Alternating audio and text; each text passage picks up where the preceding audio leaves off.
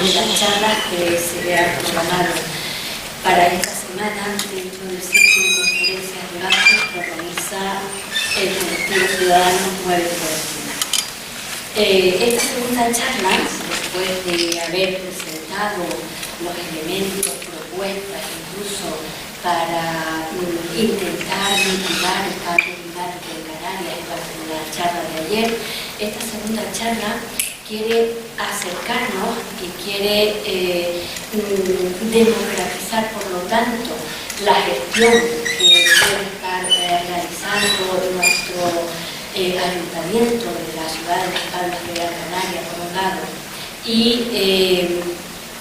por otro lado, el Cabildo de Gran Canaria, para hacernos entender cuáles son las políticas que han podido estar desarrollando en este año y medio que aproximadamente llevan en los gobiernos municipal e insular respecto al problema al que nos queremos enfrentar, que queremos empezar también a resolver desde la ciudadanía, como se planteaba ayer, y hacerle, por lo tanto, también, además, todos los tipos de preguntas y sugerencias que tengamos. Esta conferencia quería ser la tercera, la última de todas, después de la que el próximo jueves se realizará sobre turismo sostenible y ley del suelo, pero por motivos de agenda ha tenido que quedarse en el lugar intermedio. Bueno, a pesar de todo, supongo que nuestras cabezas quieran entonces plantearles todos los tipos de sugerencias y preguntas, como indicaba, a los dos ponentes de hoy. Por un lado, está...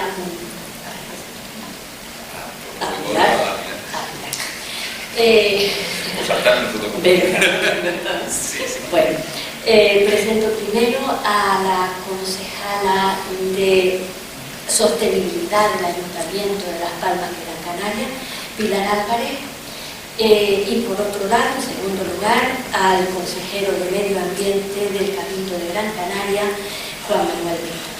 He planteado fundamentalmente los aspectos de las gestiones que realizan respecto al medio ambiente, a pesar de que tienen muchas más competencias en sus manos, pero nos interesa sobre todo los referentes a los temas medioambientales, que son los que queremos tratar aquí y fundamentalmente en relación con el cambio climático. Ahí les dejamos primero las exposiciones, los minutos que quieran, pero en principio estaban como ayer, media hora o 20 minutos a cada uno de exposición, lo que ellos quieran utilizar, y el resto del tiempo pues lo podemos usar también como ayer para la participación de todos nosotros sin querer coger ningún tipo de representatividad. Somos los que estamos aquí y gracias por haber venido. Bueno, buenas tardes. Muchas gracias por la invitación al colectivo Muévete por el Clima, y además muy contento de participar, porque he sido testigo durante mucho tiempo de muchas reuniones, muchos encuentros en espacios asociativos en los que veía al grupo humano que lleva Muévete por el Clima pues reuniéndose, haciendo un trabajo desde hace muchísimo tiempo que desde mi punto de vista es fundamental para trabajar en la concienciación, ¿no? Y la sensibilización, y también como elemento de incidencia política en las políticas públicas que hacemos desde las instituciones ahora quienes estamos, ¿no? Pero para mí eso es bueno, muy contento de estar aquí con gente a la que tengo un aprecio especial y también, si quieren, una admiración por ese trabajo que llevan haciendo hace mucho tiempo. En realidad, cuando me plantearon hablar sobre el cambio climático, lo primero que dije es que ¿por qué me invitan a mí a hablar de cosas que no sé? Es decir, que aquí hay gente que sabe mucho más de cambio climático que yo no soy un especialista en cuestiones de cambio climático, y claro, me parecía un poco, no sé cómo llamarlo, ¿no? Pero bueno, por un lado un riesgo, ¿no? Venir a hablar de cosas cuando sabes que en el público, viendo las caras, hay gente que sabe mucho más que tú sobre estos asuntos, y por lo tanto corres el riesgo de decir cosas con una solemnidad desde donde estás, para que la gente que esté ahí te diga, ¿qué estás diciendo, no? Estás diciendo cuatro cosas que no son gran cosa, ¿no? Y por lo tanto, bueno, dije, bueno, primero, ¿a qué me invitan a mí a hablar de esto? Segundo, dije, bueno, y por lo tanto cuando Miguel Ángel me lo dice, dije, no, conmigo no cuentes para eso, que yo no tengo nada que aportar a este tema, ¿no? Pero luego cuando, por los compromisos, dije que sí, y además porque ya el año pasado lo que me había hackeado de venir, entonces, bueno, ya no puedo dejar de asistir, me lo planteé como una especie de... tenía dos opciones, ¿no? Venir a contarle como representante público lo bien y maravilloso que hacemos desde el Cabildo en la lucha contra el cambio climático, ¿no? Hacer un acto de propaganda política, decirle hacemos esto y aquello, y decirle nada, que eso, que hacemos un montón de cosas, y además darle un cuerpo a eso y presentarlo en un paquete de comunicación muy bien hecho y tal, o plantearlo, como me lo he planteado, que es verdad que de forma apresurada, pero me ha servido a mí también y espero que les sirva a ustedes, como un elemento de reflexión sobre lo que estamos haciendo, intentando, bueno, incluso ser autocrítico con algunas cuestiones que intentaré plantear. No voy a presentarle, digamos, una retahíla de cosas que estamos haciendo en lo concreto, pero espero poder transmitirles qué cosas estamos haciendo y a qué problemas o a qué limitaciones creo yo que nos enfrentamos y a qué oportunidades también nos enfrentamos en esta estrategia o en estas acciones que venimos desarrollando desde el Cabildo de Gran Canaria, en todo lo que tiene que ver con el cambio climático. Un primer problema desde mi punto de vista tiene que ver con que el cambio climático es un proceso global. Cuando nos enfrentamos a procesos globales tenemos un riesgo desde mi punto de vista con los conceptos, ¿no? con lo que implica el cambio climático. Uno que tiene unas derivaciones, unas implicaciones tan amplias que puede convertirse en un cajón desastre, ¿no? Cuando yo que soy de otros asuntos hablamos de movimientos globales o de la globalización, muchas veces se convierte en un cajón desastre en el que metemos todo y que luego tiene el defecto de explicar bien poco, tiene el defecto de ser algo tan generalista que termina por explicar poco. Y por lo tanto, sus traducciones al final se termina diciendo que con el cambio climático tiene que ver absolutamente todo. Y seguramente es cierto, ¿no? Pero luego tiene el problema de que se convierte en algo que se vacía con esa amplitud del contenido o del potencial que tiene o de los aspectos que son importantes para hablar de cambio climático. Un apunte previo también. Yo tengo la competencia en medio ambiente, pero la casualidad que tengo también, la casualidad no, eso forma parte del pacto ese que se dio en su momento. Soy consejero de medio ambiente, de emergencia y de participación ciudadana. Emergencia que tiene que ver básicamente con, en el caso del Cabildo, con los efectos de los cambios meteorológicos o climáticos en la vida de la gente en muchos aspectos. Y en medio ambiente no solo con el medio ambiente que muchas veces está vinculado a la biodiversidad o al paisaje, sino también con un aspecto que hubo referencia, que es el tratamiento de los residuos, ¿no? Y la participación ciudadana, que tiene una importancia fundamental en cómo abordar el cambio climático como un proceso además que es social, básicamente, ¿no? Sociopolítico, socioeconómico, que tiene un componente social y cultural muy importante a la hora de abordar propuestas de solución o de abordar la cuestión del cambio climático. Por tanto, la consejería seguramente tiene, la competencia en un montón de aspectos que directamente están relacionados con este asunto del cambio climático. Cuando llegamos al gobierno del Cabildo, nosotros veníamos de diversas propuestas, pero algunas de ellas, ¿no?, de tres opciones políticas distintas que se pusieron de acuerdo para gobernar en un programa de cambio ecosocial para la isla de Gran Canaria. Eso es lo que nosotros veníamos defendiendo en la campaña electoral. Se traduce también en la idea esa que el presidente ha defendido de la ecoisla, que algunos hablaban de procesos de cambio ecosocial. Bueno, había un nivel de coincidencia con que efectivamente los problemas ecológicos, los problemas ambientales tenían un factor estructural en un proyecto que quería cambiar la isla, ¿no? Que tenían un elemento central en sus políticas, ¿no? Los aspectos territoriales, medioambientales, paisajísticos, el tratamiento de residuos, la energía, etc., ¿no? Eso estaba muy presente, digamos, en el espíritu de aquel acuerdo de gobierno y en lo que fue inspirador de las propuestas políticas que luego desarrollamos en el programa de gobierno del Cabildo de Gran Canaria. Pero es curioso, en ningún momento en esas referencias que se hicieron, que se escribieron en los primeros documentos que plasmaban las propuestas, se hizo ninguna referencia explícita al cambio climático como tal. Es decir, era una cosa curiosa que luego, ahora esto lo he reflexionado en estos días, no me había dado cuenta hasta ahora pensando, no hicimos ninguna referencia, ¿no? no por falta de conciencia de que había que emprender acciones para mitigar o luchar o adaptarse al cambio climático, ¿no? Tal vez lo teníamos tan interiorizado que nuestro programa tenía ese programa, pero no hicimos ninguna reflexión, ¿no? A lo mejor es una anécdota, ¿no? Tal vez llevaba implícitamente incorporado muchas acciones que podían servir para generar toda una estrategia digamos, de actuación contra el cambio climático. Pero la primera característica, y esto empiezo por una pequeña autocrítica, es que tardamos algún tiempo, poco tiempo tal vez, que no estaba reflejado en el inicio, ¿no? De que independientemente de que desde muchas consejerías, desde muchas áreas del gobierno de Cabildo teníamos propuestas que en su suma, digamos, podían servirnos para acometer iniciativas que pudiesen ayudar a mitigar los efectos del cambio climático, a acometer esta tarea de enfrentarnos a los retos que nos propone el cambio climático en nuestra isla, nos dimos cuenta de que era de alguna forma insuficiente, que podíamos caer en una inercia que viene dada por cómo se constituyen los gobiernos básicamente y cómo se hacen las políticas, pero que nos faltaba dar un paso en un sentido que diese coherencia, coordinación, que detectase las posibles duplicidades, que pusiese en marcha iniciativas más transversales que eran necesarias, etc., ¿no? Nuestra propuesta incluía desde un principio, por ejemplo, en el ámbito de la soberanía alimentaria del sector primario, la potenciación de ese sector primario más local, de producción local y de consumo local, también de cómo beneficiar el consumo local, la valoración de los productos locales, en un intento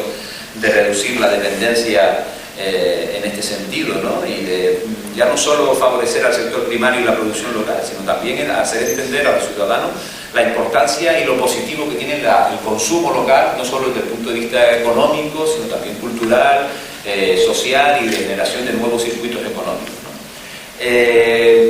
Después, por otro lado, y aquí voy a hacer un barrido muy rápido de cosas sin entrar en detalle, porque también no son consejerías mías, seguramente me tendré más en las mías por mayor conocimiento, pero bueno, iniciamos todo un proceso también de un plan hidrológico insular con toda la problemática del agua y cómo adaptarlo a la nueva realidad, y ahí está andando la consejería del sector primario y soberanía alimentaria.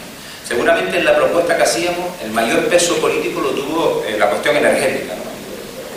Por varias razones, ¿no? Porque es importante, ¿no? Porque es muy importante todo el tema del aumento de la soberanía energética en la isla de Gran Canaria, también seguramente por los antecedentes del presidente, ¿no? En relación a sus implicaciones en ese aspecto, ¿no? Y bueno, pusimos en marcha la propuesta del Consejo Insular de la Energía, y creo que Raúl ya el año pasado estuvo por aquí hablando de esto, ¿no? Para que fuese un instrumento que nos sirviese para impulsar este nuevo modelo energético insular, avanzando hacia el autoabastecimiento con energía limpia de un 60%, reduciendo o ahorrando un 35% lo que se consume actualmente, bueno, que está por desarrollar y por demostrar todo el potencial que puede tener, pero que es seguramente una de las apuestas de este cabildo, ¿no? De alguna forma, bueno, esta era otra de las propuestas que teníamos, ¿no? En el área de medio ambiente, además, lo que hicimos fue, de alguna forma, dar un nuevo impulso a las políticas de reforestación. Las políticas de conservación en la isla de Gran Canaria han sido importantes, ¿no? Si uno ve los paisajes, ¿no?, de hace 4 décadas y lo que hoy tiene Gran Canaria en sus políticas de reforestación, y la importancia que tiene esa política, no tiene nada que ver, ¿no? Pero bueno, nosotros nos propusimos dar un impulso importante a esas políticas de reforestación y nos trazamos incluso y nos hemos comprometido públicamente a llegar a las 400 hectáreas en esta legislatura, que es muchísimo más de lo que se ha hecho en cada uno de los últimos años. Pero además lo que hemos propuesto no solo son políticas de reforestación y digamos dar continuidad o acentuar las políticas de reforestación, sino que además recogiendo una propuesta de la sociedad civil, y en esto voy a ser muy rápido porque si no vamos a entrar en una cosa que es la que no quería hacer, pusimos en marcha la propuesta del séptimo verde, ¿no?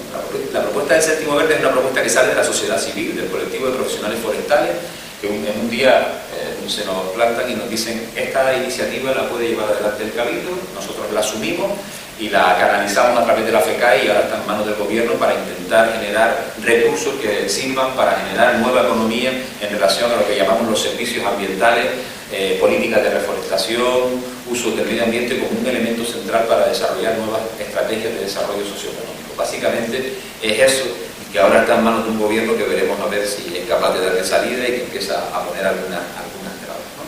y una mejora de la gestión de nuestra biodiversidad. Este fue otro de los elementos centrales también que nos planteamos como estratégico desde el punto de vista de la Consejería de Medio Ambiente. El otro gran asunto estaba con la gestión sostenible de los residuos, ¿no?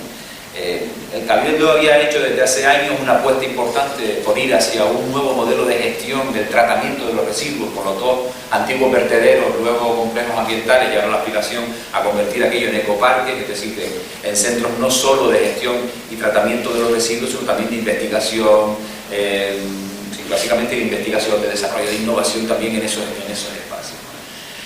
Pero claro, sabíamos que en ese sentido eso iba a tener consecuencias también sobre los modelos de recogida de los municipios y sobre un asunto que a mi compañera Pilar trae por la amargura en estos momentos, que es la subida del coste sobre los ayuntamientos y sobre los vecinos.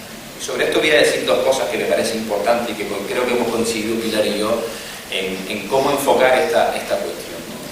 Al final volveré sobre eso, ¿no? Pero quiero decir que la subida de tasa de residuos, que es la subida parcial de alguna de las tasas, es decir, aquellas que tienen un mayor perjuicio, es decir, por ejemplo, para ser muy claro, ¿no?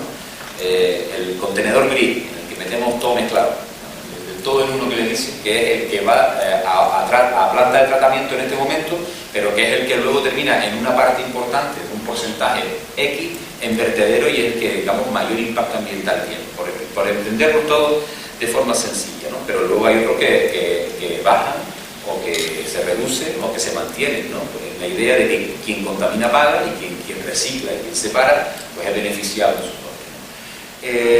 ¿Qué efectos está teniendo? La subida de las tasas está teniendo ya un efecto sobre la gestión de los residuos y la recogida de los residuos, no solo porque los concejales y los alcaldes están agobiados porque tienen que afrontar un pago si siguen con la misma dinámica, es decir, si siguen teniendo un alto nivel de gestión de los residuos en la dinámica actual, donde todo se mezcla, van a tener un coste más elevado, sino que ya están empezando a tener el primer efecto. Y los primeros efectos son que es algo que, por ejemplo, nos decían en Cataluña, cuando ellos subieron las tasas de residuos, el efecto fue inmediato sobre los ayuntamientos. Esta medida, que vamos a decir que podemos llamar coercitiva en cierta medida, tuvo un efecto inmediato, se pusieron sobre la marcha las pilas para cambiar los sistemas de recogida. Porque eso tenía un coste político para quienes estaban, tenía que cambiar esa medida, porque si no había que subirle la basura de forma proporcional a los ciudadanos, a quienes tenían las tasas y a quienes no la tenían que poner la tasa, que es el caso del Ayuntamiento de Las Palmas, y la duda creo que no la tiene. Pero ya está teniendo unos primeros efectos, de tal forma que ya estamos viendo como muchos ayuntamientos están empezando a plantear cambios en los pliegos de condiciones de los sistemas de recogida para incluir mejoras en la recogida selectiva. O, por ejemplo, cuando nosotros hacemos convocatorias y les decimos a los ayuntamientos, queremos hacer un estudio sobre cómo implantar el quinto contenedor, pues entonces se nos apuntan todos rápidamente, porque saben que si no, eso va a tener un coste no solo económico sobre el ciudadano, sino que puede tener un coste político. Digamos que estas medidas sobre la marcha están teniendo efectos ya, de tal forma que hay ayuntamientos que ya están recogiendo los nuevos pliegos de condiciones, la instalación, por ejemplo, del quinto contenedor, de nuevos sistemas de recogida, se están apuntando a hacer estudios sobre si el puerta a puerta puede ser válido para algunas cosas, se están empezando a plantear qué sistema es mejor, están perfeccionando, siendo mucho más, están mucho más atentos, ¿no?, a elementos que pueden ser centrales, que pueden incluso repercutir económicamente sobre los ayuntamientos, porque la separación selectiva puede suponer ingresos para esos ayuntamientos, y hay un cambio de actitud, un primer cambio de actitud, ¿no?, que tiene que verse progresivamente en los ayuntamientos. Por lo tanto, yo creo que bueno, lejos de alguna demagogia, ¿no?, que decían, ¿qué hubiese pasado si nosotros hubiésemos retrasado estos 2 años más? Por cuestiones políticas, que es lo que nos pedían algunos ayuntamientos. Nos decían, bueno, el Cabildo tiene dinero, ¿por qué no asume el coste? Pues que nadie se hubiese puesto las pilas.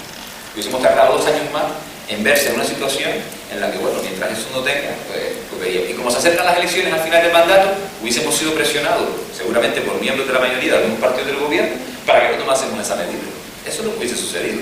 Y nos hubiésemos visto seguramente sin tomar esa medida y con un cabildo, sí, poniendo sus millones, sin un coste para los ayuntamientos, pero sin poder acometer lo que es más importante en el tratamiento de residuos, que no es la gestión y el tratamiento en planta, sino en origen, con cambios culturales, con cambios en la recogida selectiva, etc. Es una propuesta arriesgada, pero necesaria hacerla desde ya. Y esto es algo que quería aprovechar para decir, porque sobre esto va a haber mucha discusión.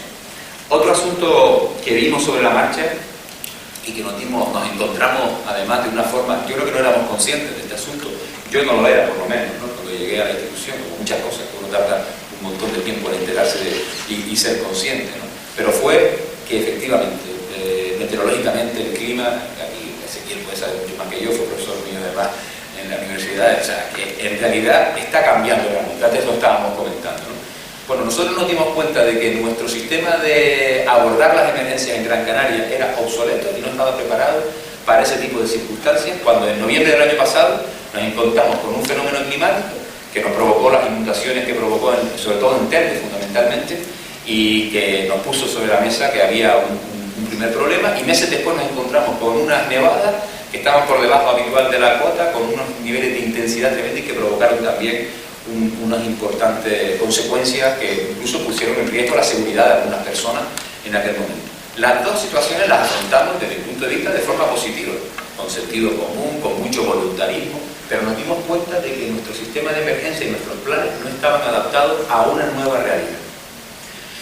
Y que nos exigía reflexionar todo el sistema de organización de emergencias en el Cabildo de Gran Canaria. Para que ustedes se hagan una idea, el sistema de emergencias en el Cabildo de Gran Canaria estaba en la... yo tengo una consejería que es Medio Ambiente, Emergencia y Participación Ciudadana. Bueno, pues no le voy a explicar participación, pero emergencia como tal no tiene ningún funcionario del Cabildo. Lo que tiene es el consorcio de emergencias, que básicamente son bomberos urbanos que se dedican a una acción determinada dentro del plano de las emergencias. Y la coordinación de las emergencias las hacía el personal de medio ambiente, que no tenía ni sus competencias, ni formación, etcétera, dentro de esto. O sea, que en realidad, y se lo digo así, las dos veces que han sucedido estos fenómenos que han suponido, digamos, supuesto, bueno, consecuencias graves sobre muchos aspectos, se salvó gracias a que una coordinación de muchos actores en el plan insular de emergencia y a una parte importante por el voluntarismo del personal de medio ambiente. Pero claro, nos dimos cuenta que eso tenía unas consecuencias tremendas sobre ese personal, sobre la capacidad que tenemos de respuesta, sobre las respuestas profesionalizadas, más acordes con un montón de cuestiones.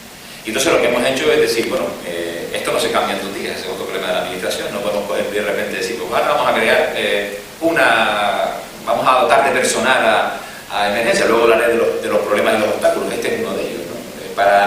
Para tomar medidas o para poner en marcha determinadas iniciativas hay obstáculos, y uno de ellos tiene que ver con las trabas políticas y administrativas que se encuentran las instituciones hoy en día con determinadas legislaciones, por ejemplo, que no nos dejan ampliar el personal en las administraciones públicas a pesar de tener pues, bajo porcentaje, como tiene el Cabildo de Gran Canaria, en personal y además tener dinero para acometerlo, ¿no?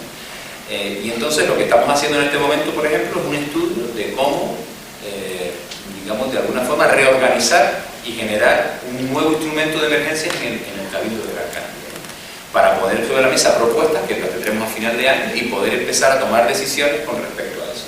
El centro de coordinación, que es el CECOPIN, que muchos de ustedes no sé si lo conocerán, es un centro de coordinación que lleva el personal de medio ambiente. Eso no tiene ningún sentido. Desde el punto de vista del sentido común, eso no tiene ningún sentido. Y son ingenieros forestales, porque estaban muy vinculados fundamentalmente a la cuestión de incendios forestales los que llevan esa coordinación. Pero hay gente preparada en emergencia, hay un grado de esta universidad, me parece que en emergencia, si no me equivoco, ¿no? Es decir, hay gente cualificada en aspectos que tienen que ver con estas cuestiones, pero que nosotros no tenemos en el Cabildo de Gran Canaria porque bueno, hay una inercia anterior que viene dada, ¿no? Bueno, lo que les quiero decir con todo esto no era, como ven, simplemente hacer un repaso sobre todas las medidas que estamos haciendo. Lo que les quiero transmitir con todo esto es que nosotros entramos con un programa de cambio ecosocial que en cada una de sus áreas incorporaba un montón de acciones de ese programa que podíamos interpretar o podíamos situar como acciones que podrían servir para luchar o mitigar o adaptarnos al cambio climático. Y también nos encontramos cuando entramos con circunstancias que no estaban, digamos, vamos a llamar previstas, o que la acción de gobierno también te va dando datos a la hora de desarrollar tus políticas para entender que había que mejorar o cambiar algunas cuestiones.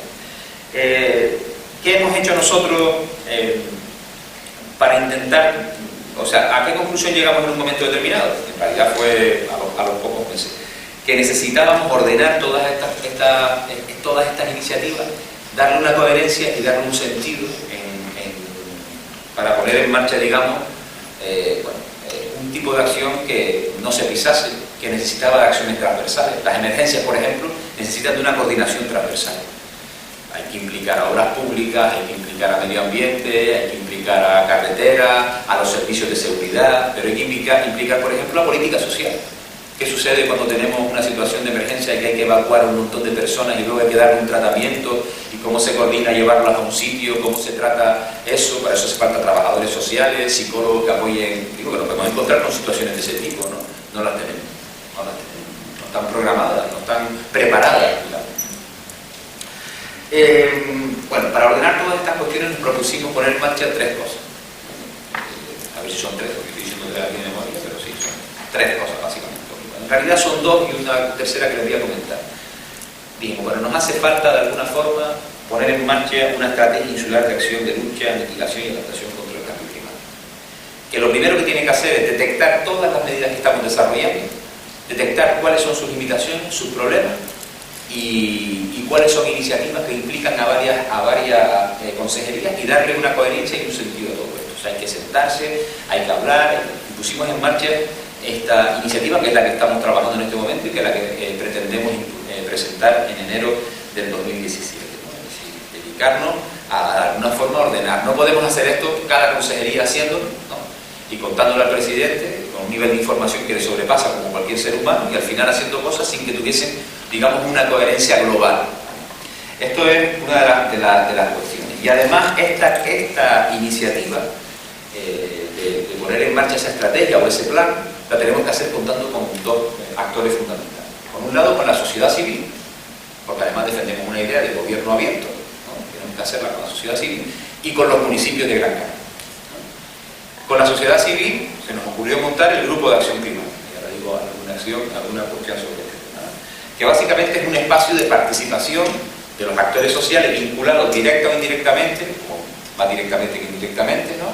a todo lo que tiene que ver con el cambio climático en múltiples cuestiones, ¿no? Y por otro lado, con los municipios. ¿Vale? Tenemos que trabajar en paralelo con los municipios. Y eso lo estamos haciendo básicamente a través del Pacto de los Alcaldes para el Clima y la Energía, que hemos presentado y estamos desarrollando. Digamos que hay una línea de trabajo institucional y una línea de trabajo que va en paralelo con la sociedad. Es verdad que el Grupo de Acción Climática, yo creo que esto tiene un papel fundamental, lo que trata fundamentalmente es de generar un espacio de encuentro en el que los actores sociales puedan de alguna forma hacer propuestas de acción a las instituciones y nosotros desde nuestra acción de gobierno, con dos lógicas y dos dinámicas distintas, podamos también ir mostrando qué estamos desarrollando, poner en marcha presentar esta estrategia y ponerla también, digamos, someterla a discusión, digamos, con los actores, poner en marcha iniciativas en paralelo, generar, digamos, algún espacio de encuentro entre una dinámica que además tiene una lógica particular, ¿no? Que es la de la sociedad civil, que tiene sus objetivos, etcétera, y una lógica que es la lógica institucional, que tiene sus ritmos, sus políticas, etcétera. Bueno, yo creo que nos queda mucho camino en el Grupo de Acción Climática, nos queda mucho camino. Yo creo que el resultado hasta ahora, desde mi punto de vista, no es satisfactorio. No es satisfactorio porque se ha convertido en realidad en un espacio unidireccional por parte de la institución y tenemos que repensar un poco el papel. Tal vez a partir de enero, con la presentación del plan, tendremos que empezar a generar un espacio que sea mucho más vivo, mucho más dinámico, en el que podamos de alguna forma hacer de ese espacio un espacio real donde los actores sociales puedan de alguna forma discutir o incidir en la toma de decisiones que estamos desarrollando sobre múltiples aspectos. Luego existen espacios participativos muy diversos que no voy a nombrar, ¿no? Pero que son espacios también en los que los actores sociales de tipo sectorial, vamos a decir así, están participando activamente en la toma de decisiones o en la orientación de las políticas públicas. En el Cabildo de Gran Canaria actualmente estaba haciendo un cálculo, se me puede escapar alguna consejería, pero está poniéndose en marcha hasta 15 o 16 espacios participativos de diverso tipo que tienen que ver con la participación de actores locales que pueden de alguna forma tener espacios de encuentro y discusión con los consejeros y con los responsables públicos para la toma de decisiones, ¿no? Y algunos están muy vinculados también a lo que puede ser la política de cambio climático. Bueno, Aquí lo dejo y luego podemos, si quieren, entrar en la discusión. Algunos, ¿ya me va a hacer tiempo? Estás ahí. Vale, pues voy a decir tres ideas nada más. Mira tú que yo pensaba que hablaba poco, y yo cuando me enrollo ya me sé lo que hay. Les voy a decir, les voy a lanzar entonces nada más que una serie de ideas generales sobre dos cosas que me parecen importantes para el debate. Obstáculos que tenemos, desde el Cabildo en concreto, pero en general creo que desde las instituciones locales, ¿vale? Ya nadie discute la importancia que tienen las instituciones locales en la lucha contra el cambio climático, ¿no? Es verdad que es un tema global, pero luego hay acciones muy concretas de las instituciones locales que pueden desarrollar para intentar, digamos, combatir esta cuestión del cambio climático. Obstáculos, y los voy a enumerar para no cansarlos.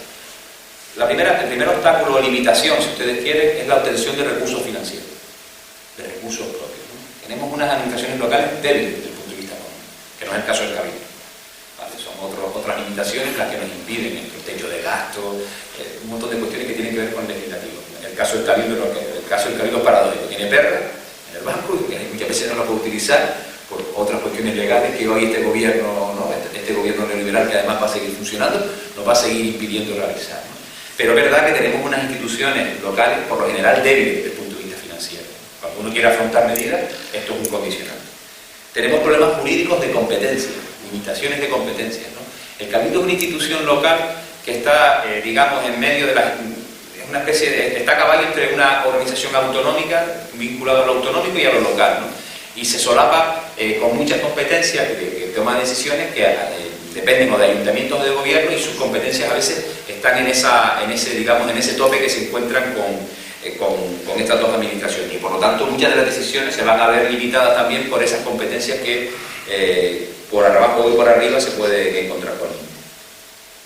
Un aspecto importante es que los aspectos territoriales son fundamentales en la lucha contra el cambio climático. Mañana me parece que Faustino hablará de eso, o sea que yo no me voy a entretener porque ese sí que sabe mucho más que yo y que muchos de nosotros sobre este tema, pero lo que está claro es que ahí tenemos un asunto importante, ¿no? Y es que tenemos dificultades y condicionantes importantes en la modificación territorial. La ley del suelo, se lo contará mañana Faustino, pero yo creo que incluso, aunque estamos ya teniendo que afrontar cambios en el Plan Insular de Ordenación, en el PIO, para poder acometer determinadas medidas, el propio PIO habría que pensar, y esto es una discusión que lo voy a decir aquí, y eso se está grabando y todo, a ver si en el gobierno no me casca mucho, pero creo que podemos tener un PIO que sea excesivamente limitador de algunas medidas y que esté condicionando algunos de los planes de actuación importantes en la lucha contra el cambio climático. Lo dejo aquí para que luego no me tiren de las orejas en el gobierno diciendo que estoy pasando, pero creo que habría que reflexionar un poquito sobre esas cuestiones.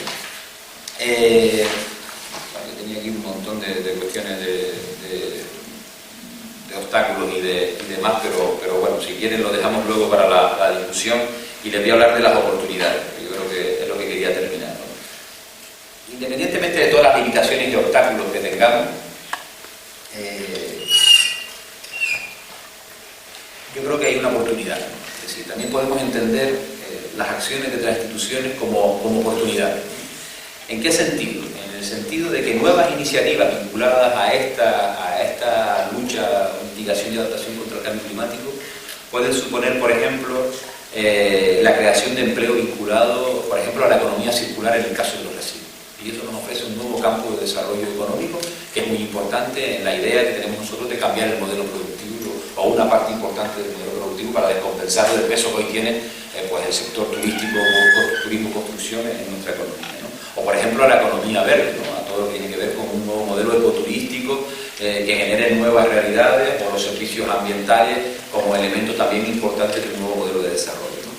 Generando creación de empleo vinculado, por ejemplo, a un objetivo, por ejemplo, ¿no?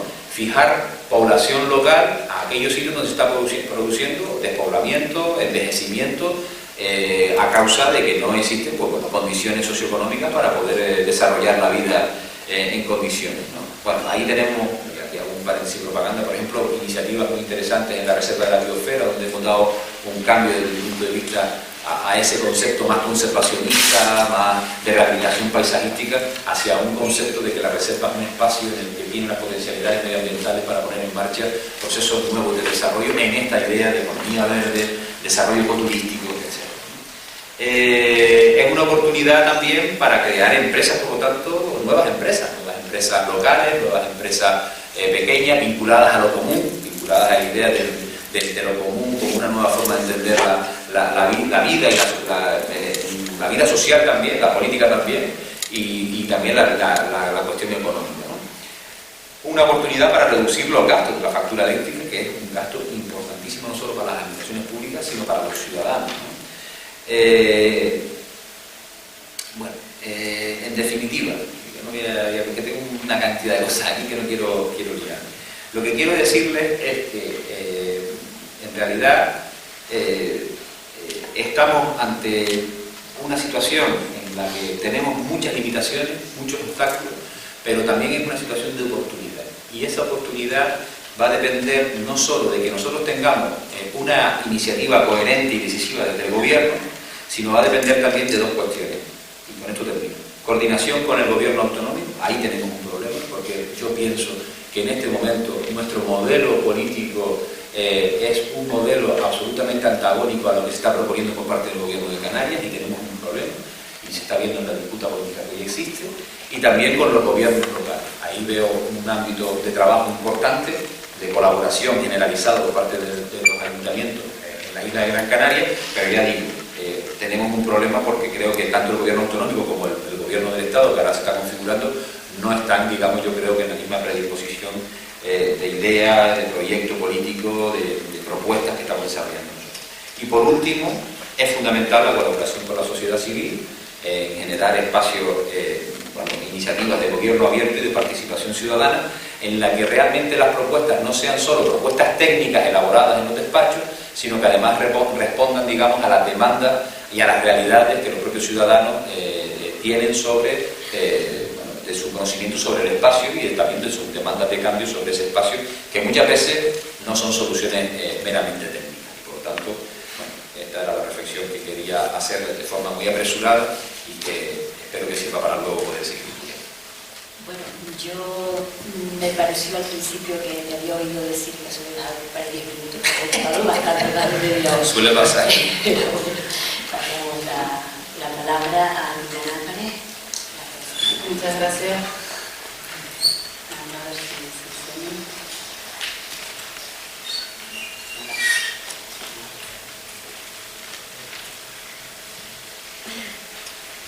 Bueno, yo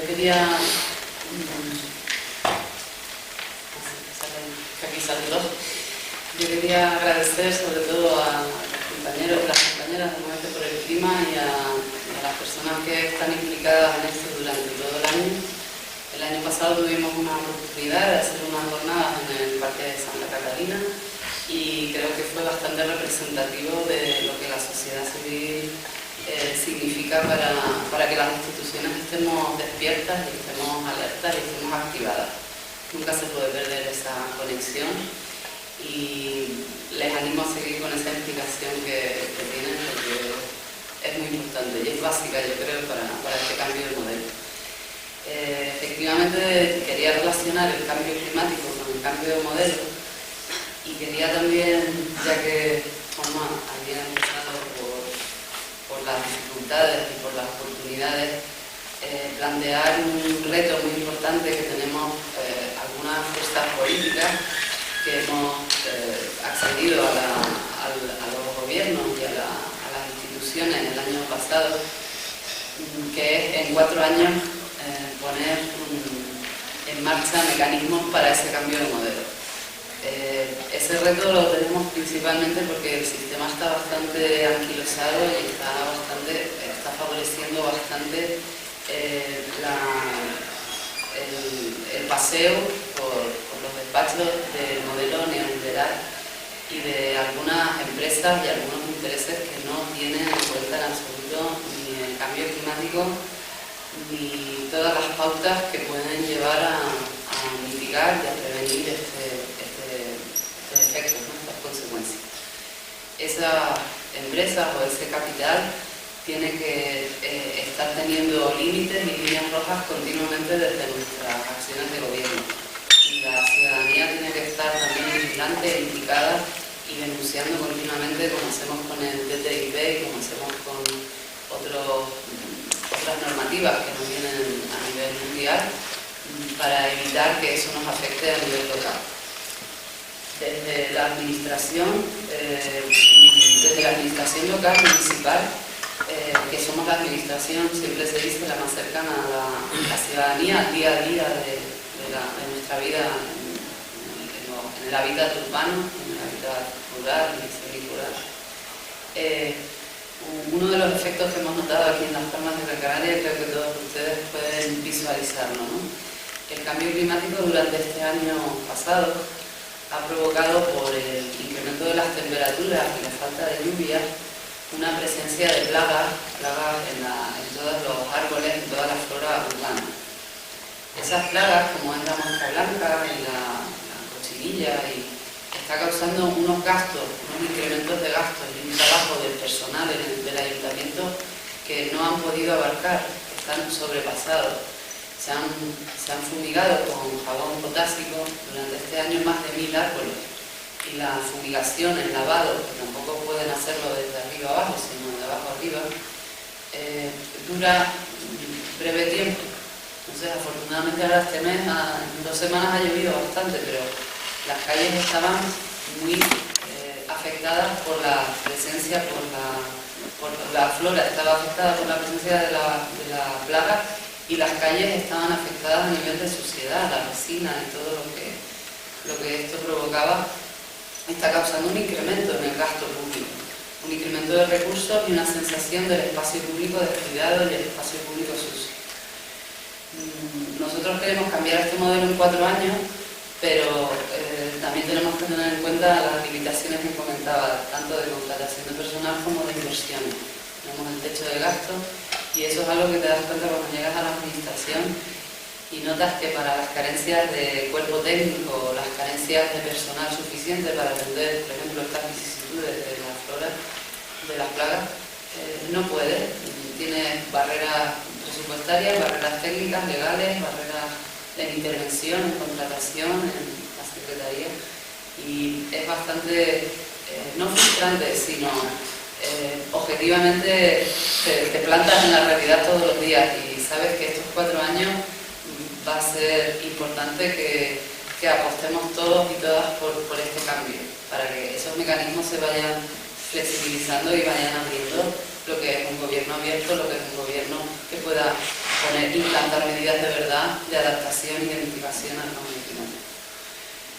Y sobre todo que la sostenibilidad no sea considerada solo como un aspecto supletorio de las políticas municipales, sino que sea transversal y implique una sostenibilidad tanto ambiental como económica y como social.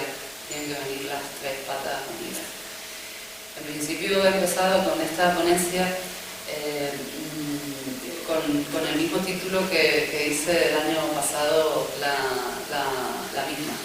He intentado analizar, me ha servido bastante de guión de ver lo que hemos logrado en este año. En principio ya el año pasado me quejaba de que no tenía gerentes ni en la Agencia de Energía ni en limpieza, bueno, pues ahora ya los tenemos y han avanzado bastante en todas las líneas que nos proponíamos llevar a cabo. El área de gobierno de sostenibilidad implica 4 áreas, 4 servicios del ayuntamiento: el Servicio Municipal de Limpieza, la Agencia Local Gestora de Energía, la Unidad Técnica de Medio Ambiente y Educación Ambiental, y Agricultura y Ganadería, que sigue sin tener un servicio implantado, que no podemos contratar personal para cubrir las plazas que necesita esta área. De todas formas, en el área de Agricultura y Ganadería tengo una buena noticia: nos vamos a incluir en una red de ciudades agroecológicas a nivel español, que a su vez pertenece a otra a nivel europeo, y con todos los agentes implicados, tanto profesionales como activistas, como consumidores y productores, vamos a trabajar en un plan específico para la ciudad. Y eso lo hemos logrado en los 2 últimos meses. La Agencia Local Gestora de Energía tiene 4 áreas de competencia, que son el ahorro y la eficiencia energética, las energías renovables, la formación y la sensibilización, y el apoyo institucional al resto de áreas. El resto de áreas necesitan de ordenanzas que fomenten las energías renovables, necesitan de apoyo en la elaboración de los pliegos técnicos cuando se contratan servicios, cuando se contratan o cuando se compran, adquieren bienes. En cuanto a los certificados energéticos, también procura el apoyo técnico en todas las áreas y hace estudios y proyectos de implementación de energías renovables. Uno de los ejemplos lo veremos ahora, que es la elaboración de un proyecto que hemos logrado financiar para construir un techo fotovoltaico en el Servicio Municipal de Limpieza. En cuanto a formación y sensibilización, trabajamos con los métodos de la calificación energética en los edificios y en las nuevas instalaciones que hace el Ayuntamiento, y hacemos campañas de ahorro, de eficiencia y de reducción de consumo de energía, de agua y de residuos.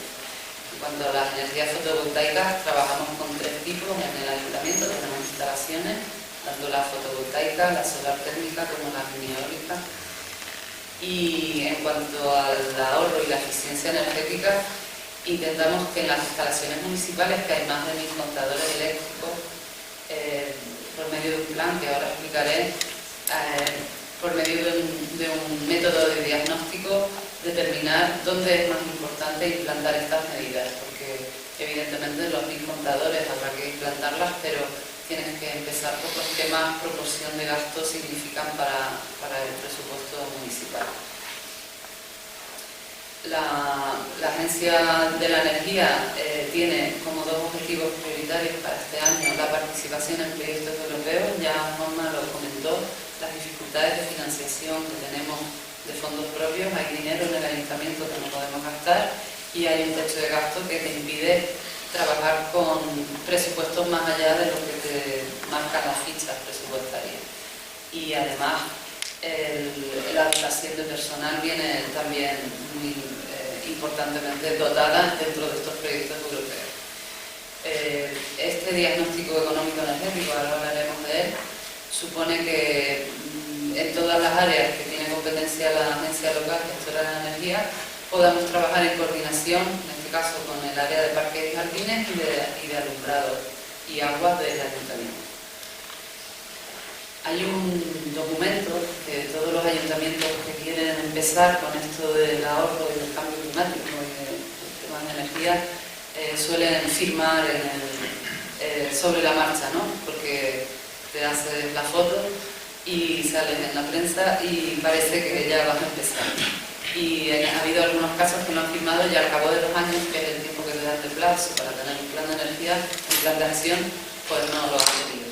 Entonces, esta foto se la hizo la gerente de la agencia local de la energía según llegó en Bruselas, para que la agencia local gestora de energía fuera la impulsora dentro del ayuntamiento de este pacto.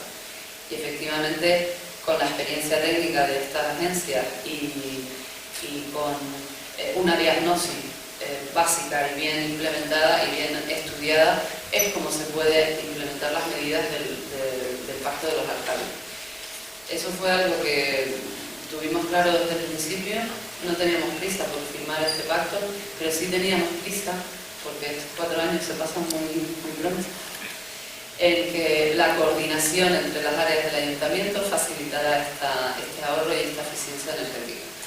Se ha constituido este grupo de trabajo, como les comenté, con técnicos municipales y con políticos.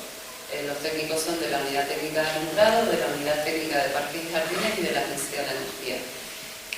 Las herramientas informáticas que supone esta metodología de trabajo trabaja con macros de contabilidad energética, con sistemas de indicadores de eficiencia y eficacia, con la regla de Pareto y con las estrategias de gestión económica y energética. La regla de Pareto te cuantifica y te proyecta el objetivo al enfoque adecuado, es decir, a las áreas que más gasto y que más consumo energético y además que más participación ciudadana pueden y de los técnicos pueden aportar. Los objetivos de esta diagnosis son implementar esa metodología y coordinar todos los servicios y presentar unos indicadores. Vamos a saber de dónde partimos para saber a dónde vamos. Se van a priorizar las medidas y se van a activar las personas, tanto técnicas como políticas. Y va a haber un plan de comunicación interna y externa de los resultados de este proceso y así vamos a poder hablar todos en un lenguaje común, porque la transparencia en estos casos es muy importante para procurar la implicación. Las acciones realizadas hasta ahora son que estos servicios han proporcionado los datos, tanto del año pasado como de este,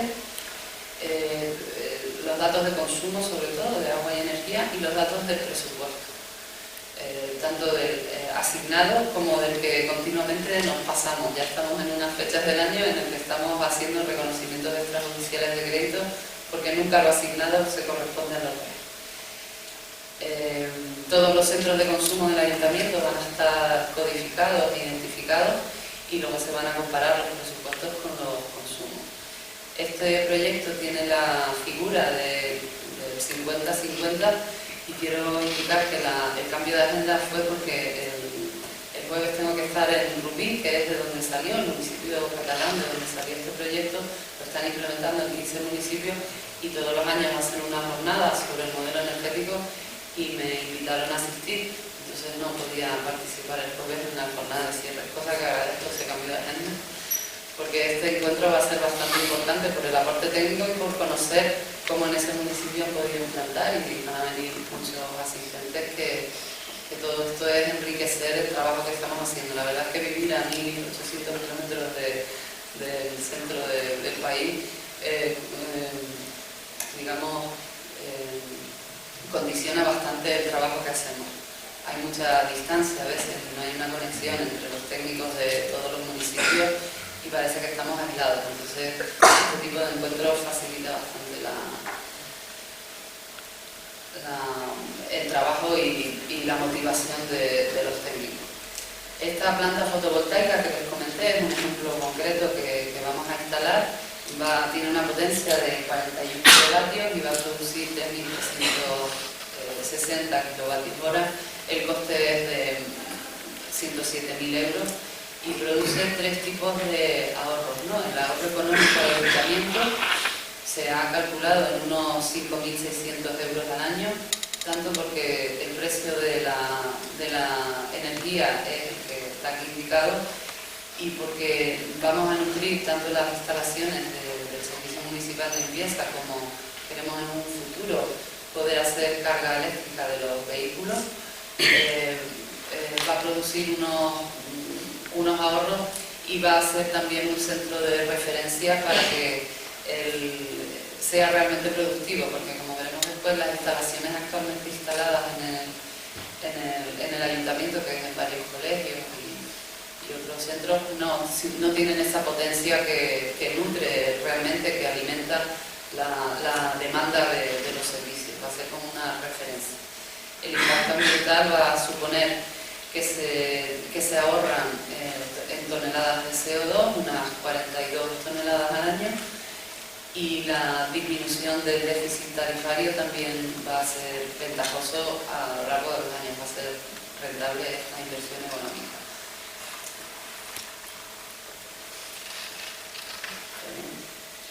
El Servicio Municipal de Limpieza, para que no vino el año pasado, supone toda esta relación de servicios que trabajan en el día a día. ¿Por qué lo planteamos aquí en una charla sobre el cambio climático?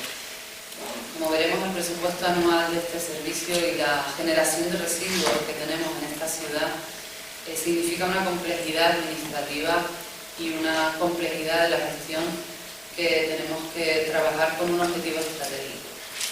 Lo que hemos notado en este año y medio es que necesitábamos hacer ese plan estratégico y necesitábamos analizar realmente cuál era el desarrollo de los objetivos en reducción, en reutilización y reciclaje de residuos.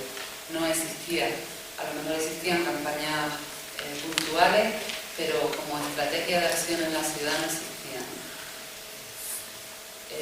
Este cambio de modelo que nosotros queremos implementar o empezar a implementar tiene que ver mucho con los hábitos cotidianos. El año pasado ponía esta diapositiva y significaba una anécdota en nuestro consumo diario y en nuestros hábitos de elección a la hora de comprar y a la hora de alimentarnos. Pues estos gestos tan sencillos como puede ser elegir el menú que comemos hoy pueden afectar 4 toneladas de CO2 por cada 40 kilos de carne que consumimos. este modelo es el que el ayuntamiento tiene que encargarse de gestionar los residuos que produce. Todo lo que se gasta en la cría del ganado para alimentarlo, todo lo que produce ese transporte, esa importación de ese alimento, los residuos que genera, la manipulación, la distribución, todo eso también afecta al cambio climático. Y si el ayuntamiento, que es la entidad más cercana a esos hábitos cotidianos de la ciudadanía, solo se va a basar en limpiar o en arreglar el espacio público, no vamos a estar trabajando en el origen. Y la reducción de residuos tiene que ser, como veremos, en la parte alta de la pirámide. Esto supone que tenemos que hacer un pacto con la ciudadanía, un pacto transversal y plural, en el que estemos todas las distintas sensibilidades. En este caso, sobre el consumo de carne, pues vemos que hay diferentes tipos de colectivos que afectan a este cambio de modelo en este aspecto, ¿no?, de la alimentación omnívora o vegana o vegetariana. Pues la administración también tenemos que tener en cuenta esas sensibilidades, porque todos podemos aportar y todos podemos enriquecer la toma de decisiones políticas. El presupuesto del Servicio Municipal de Limpieza sigue siendo, como les decía, por el techo de gasto similar, y los contratos que tenemos en el Servicio Municipal de Limpieza, que esa es la parte que les hablaba del neoliberalismo y de la entrada de las empresas, ¿no? Todo esto está gestionado por empresas privadas que tienen sus intereses y sus estrategias, y nosotros en la acción de gobierno tenemos que poner unos límites muy claros. La jerarquía del tratamiento de residuos, la reducción tiene que ser la parte más importante y más prioritaria. Es aquí donde tenemos que invertir más, tenemos que coordinarnos mejor entre las administraciones, porque el ayuntamiento no puede proponer, por ejemplo, una limitación normativa en el tema de los envases. No podemos implantar un sistema de devolución y retorno en nuestra ciudad, no tiene sentido en la economía. Entonces tenemos que trabajar con la administración insular y con la administración autonómica para que ese modelo se pueda implantar como sea más efectivo en nuestra comunidad autónoma y en nuestra ciudad podamos pagar 20 céntimos por el envase y tener esos 20 céntimos otra vez cuando devolvamos el envase. Por eso a nivel municipal no tenemos mucha competencia para poder hacerlo. Luego está la preparación para la reutilización, el reciclado, otro tipo de valorización y la eliminación. Yo espero que el Cabildo tenga como prioridad que la valorización energética se quede para cuando ya hayamos hecho toda la parte de arriba de la pirámide. Entonces ya podemos hablar de otras medidas de valorización, pero primero tenemos que priorizar esto.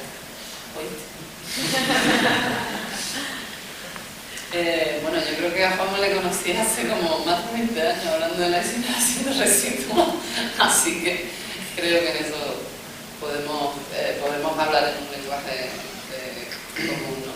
Estos son los datos que tenemos hasta agosto del 2015 sobre la tonelada de residuo mezclado, ¿no? Actualmente, por lo que me han pasado las tablas, no hemos cambiado mucho, es decir, la generación de residuos sigue aumentando. Efectivamente sería sorprendente que por lo poco que hemos podido implementar realmente esta cifra disminuyera, y lo que sí estamos notando es que se está incrementando la recogida selectiva. La recogida selectiva tiene a Ecoembes como principal actor. Ecoembes y la contrata de selectiva, que es FSC y Martínez Cano. Bueno, pues el trabajo con ellos es continuo. Desde el año pasado, por ejemplo, estoy intentando, y esto va a quedar grabado, estoy intentando que se implante una serigrafía adecuada en los contenedores de selectiva. Pues estoy desde el año pasado intentando, desde agosto. Y el modelo que me han dado por último de serigrafía o de pegatina que se va a colocar no es el más adecuado, pero es lo que hay. Llevo un año intentando revisar. Y en cuanto a las rutas de recogida, sí hemos conseguido que se implemente un camión más y un personal más para que no haya rebosos en los contenedores de selectiva, para que la frecuencia pueda ser adecuada a lo que separamos. Y lo que sí pediría es que escachen los envases cuando los vayan a poner en el contenedor, que eso nos ahorra un montón de tiempo y de dinero. Y también hemos conseguido que se dote a la ciudad de 97 contenedores más de recogida selectiva de envases y 300 más de papel y cartón. Se van a implementar durante el próximo año Y estos contenedores va a suponer pues, que al lado, por ejemplo, de cada colegio, donde tanto trabajo se hace en educación y sensibilización, los envases recogidos se puedan depositar en un contenedor, porque hasta ahora no se podía, porque la boca era muy estrecha. Pues van a tener una boca más ancha y también para personas con movilidad reducida más accesible. Son ejemplos de trabajo continuo que se tiene que hacer para que estos niveles de recogida selectiva que parecían muy... y ahora va para adelante con el número de... A ver...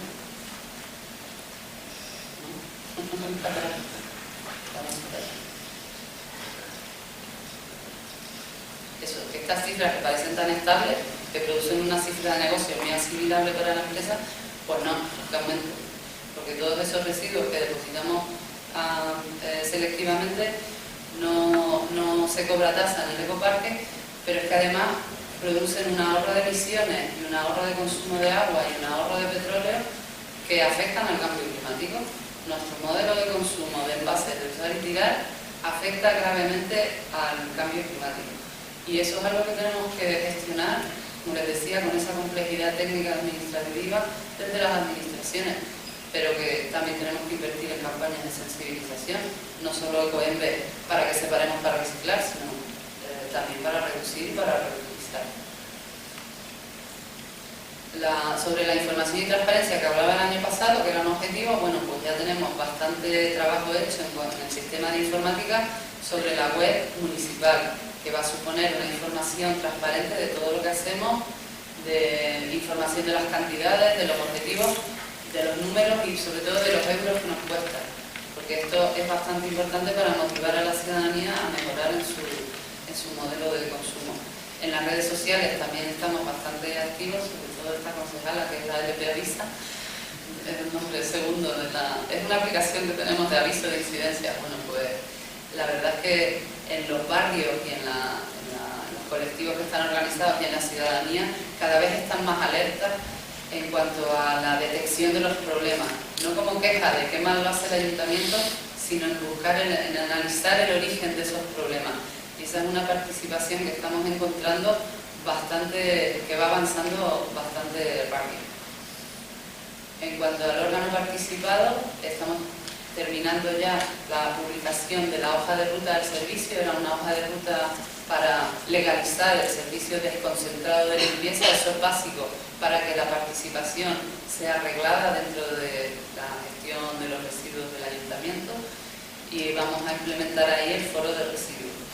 El diagnóstico ambiental, hemos hecho ya el estudio de indicadores de sostenibilidad y ahora lo pasaremos con el trabajo de la sociedad civil y de los expertos, tanto de la universidad como de otros ámbitos, para que esos indicadores nos digan de dónde partimos en la ciudad y hacia dónde queremos ir y cómo nos comparamos con otras ciudades de nuestro entorno. Eso es un estudio bastante amplio que publicaremos y que trabajaremos con la ciudadanía. Y en cuanto al ahorro y la eficiencia y eficacia del diagnóstico energético y de consumo de agua que les había comentado. Otra implementación que vamos a hacer es en la flota del Servicio Municipal de Limpieza. Actualmente tenemos 136 vehículos, de los cuales hay 24 en un contrato de arrendamiento, 112 son de titularidad municipal. La antigüedad media de estos vehículos, que lo más importante es que producen una inseguridad constante en el trabajo diario del servicio, es de 16 años. Normalmente un vehículo útil se considera en este servicio de recogida, repito, de 8 años, para que se den cuenta que todo el enfoque de la necesidad de inversión de este año 2017 va a ser bastante dinero y va a provocar solo una renovación progresiva de la flota. Y esto es algo que ningún gobierno anterior lo había hecho, y mi convencimiento actual es porque se quería dejar este servicio en manos de la empresa privada. Eso produce efectos en la generación de afección al cambio climático, porque los objetivos de las empresas privadas no tienen relación con los objetivos de sostenibilidad social, ambiental y económica que tenemos que tener desde las administraciones públicas. El servicio público gestionado por una empresa privada tiene que estar muy controlado y muy reglamentado por la administración pública. pública y actualmente no hay una seguridad jurídica para poder hacerlo. Como les digo, por ejemplo, en el 2015 emitimos 2.000 toneladas equivalentes de CO2, nada más que con las emisiones de la flota, sobre todo de la de recogida. La renovación de la flota, el primer informe que hemos hecho de esa renovación parcial, va a procurar unos ahorros económicos bastante importantes, tanto en mantenimiento preventivo como correctivo y en el gasto de combustible. Y también se gasta mucho recogiendo todos los enseres y todos los escombros que deposita determinadas personas sin conciencia cívica al lado de los contenedores y en cualquier descampado de la ciudad. Ahí se gastan unos 126.000 euros de combustible y provocan muchos más gastos de mantenimiento en la flota. En cuanto a la modernización e innovación, vamos a renovarla, como les dije, y esto va a suponer una tecnología de camiones que se llama Euro 6000 y que producen muchas menos emisiones. Y en cuanto a los medios tecnológicos, por ejemplo, para ahorrar el uso de papel en la gestión diaria del servicio, vamos a implementar a la inspección de limpieza con unos móviles, con una aplicación que permite en tiempo real detectar todo lo que está pasando con la limpieza de los espacios públicos. Y eso supone, aparte del tiempo real, produce mucho ahorro de tiempo, de trámites administrativos y ahorro de papel. Vamos a participar en un proyecto de economía circular, vamos a presentarnos al Urban Initiative Action con otras concejalías para procurar que todos esos residuos que les he comentado, que se vierten indiscriminadamente por la ciudad, pues puedan entrar dentro de un circuito de economía circular, porque el modelo lineal de consumo-desecho es una de las mayores afecciones al cambio climático y todos los recursos son residuos y tenemos que crear empleo y ahorro y generación de economía a partir de cerrar el ciclo aquí en la isla. A mí me proponía el año pasado recoger selectivamente llevo ya 29 minutos, recoger selectivamente los residuos textiles, pero para llevarlos a reciclar a la península, pues queremos hacerlo aquí. Y en cuanto a la fracción orgánica, que también emite bastante metano, que es 29 veces más, afecta 29, con una potencia 29 veces mayor que el CO2 a los gases de efecto invernadero, pues una de las fracciones más importantes, más de la mitad, es la materia orgánica. Entonces, gracias a un estudio que va a implementar el Cabildo, tanto en el sector hotelero como en los grandes generadores, vamos a empezar a estudiar la implantación del microcontenedor o de la recogida puerta a puerta o del compostaje comunitario, porque hay muchos modelos que se pueden hacer en nuestra ciudad, es muy variada en cuanto a barrios. Paso por encima de aquí. Estas son algunas instalaciones que tenemos en la ciudad de energía renovable, pero estamos en el proceso de arreglo, es decir, de reparación y de mantenimiento de ellas, porque la mayoría no funciona. Y la mirada técnica medio ambiente, no me puedo olvidar, las acciones realizadas son los indicadores de sostenibilidad que les comentaba, la implementación de la estrategia de educación ambiental. Estamos empleando materiales reciclados, tanto en puertos urbanos como en el plan de accesibilidad del Centro de Recursos Ambientales del Pambazo. Eso era la primera vez que se hacía en unas obras municipales, el poner como máxima prioritaria que sean materiales reciclados, implementando compra pública verde. Hemos hecho una base de datos de economía verde, es decir, tanto de profesionales como de empresas, colectivos, asociaciones que tengan una experiencia y un saber hacer en cuanto a la economía verde, para que eso se pueda aprovechar por la administración pública para la contratación de servicios o para la compra de bienes. Y el diagnóstico socioambiental que hicimos desde el Servicio Municipal de Limpieza durante los 6 primeros meses del 2016 nos permitió captar cuál es la perspectiva que tiene la ciudadanía respecto a la gestión de los residuos. Y eso nos va a servir para todas las campañas que vamos a hacer, que son bastante importantes porque, como decía antes, la labor de información y sensibilización del ayuntamiento es fundamental. Pues muchas gracias, espero que tengan muchas preguntas y dudas y propuestas que hacer, y aquí estamos para eso. Muchas gracias a los dos ponentes.